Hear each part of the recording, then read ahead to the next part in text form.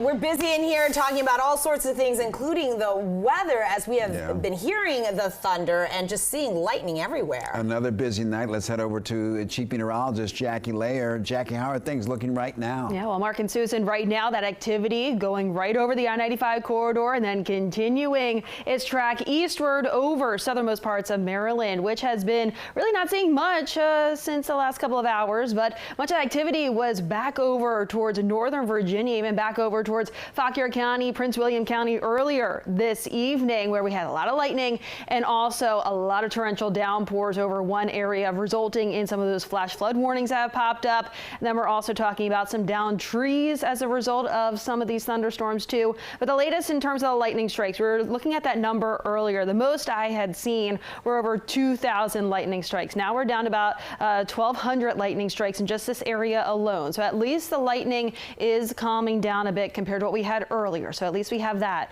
The leading edge of those thunderstorms continue to push their way through Charles County, through Prince George's County, then onwards over towards southern Anne Arundel County, over towards Calvert County as well. But these are also continuing to weaken, which is good. However, we still have some of those flood warnings to talk about. Flash flood warning back over towards parts of Fauquier County as well as Prince William County. They did have reports of some of those roadways there being flooded. So again, if you have to be out there on the roadways tonight, certainly want to be extra cautious. And if you do encounter a road that is flooded, turn around, seek an alternative, safer route to get to where you need to go. Flood watch that holds until midnight tonight. Still looking at some of those areas dealing with some of those rainfall rates upwards of 2 inches per hour. So still some areas receiving some of that torrential rainfall. But Futurecast showing us that much of the activity that we're dealing with out there right now moves its way off towards the east. Any lingering shower or thunderstorm that we see within the next couple of hours should be much weaker compared to what we just had. So there's still that chance for a shower passing on by, but not nearly as strong as what we're dealing with right now.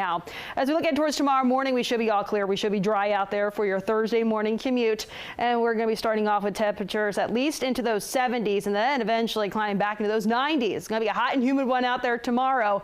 And not only that, we're looking at a chance for some isolated thunderstorms developing tomorrow afternoon. So you want to be weather aware for those, although they do not look to be quite as widespread as what we're dealing with out there right now. But there's still that chance for some storms tomorrow. Low to mid 70s out there for overnight tonight. Tomorrow, hot and humid, likely the hottest day out of that 7-day forecast. We're talking low to mid 90s for those highs. Feels like temperatures, those will likely feel like we're right around 105 degrees potentially. So a heat advisory has been issued.